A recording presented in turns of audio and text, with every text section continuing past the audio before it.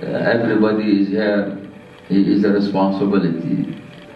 And Sayyidina Rasul sallallahu alayhi wa sallam, he said everybody have his responsible and he have to look after his responsibility. Today you are in your seat, you have to look after that seat till when you become high education and qualified, then you have to do your duty by this way. There is a responsibility for you. And Sayyidina Rasul sallallahu alayhi wa sallam, he teach us, he say you have to search for the knowledge from the time you have born till the last second in the grave. من المهدي اطلب العلم من المهدي إلى اللحد.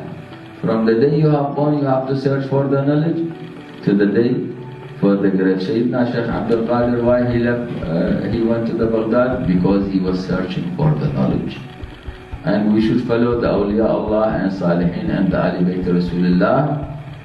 Allah subhanahu wa ta'ala said through his Prophet Muhammad sallallahu alayhi wa sallam in the Bukhari, there is a two-way, you will not lose the road or the way to Allah. تَرَكْتُ لَكُمُ الثَّقَلَيْنِ لَنْ تَضَلَّ اللَّهَ مِنْ بَعْدِي. There is two ways, you will not lose the way to Allah. The first one, it is the book of the Holy Quran, Kitabullah. And the second one, it is my family after me. Sunnati ala bayti min ba'di. It is my family after me. So we are following the book of the Holy Quran and the Ali Bayt Rasulullah and the Sayyidina Shaykh Abdul Qadir al-Jailani.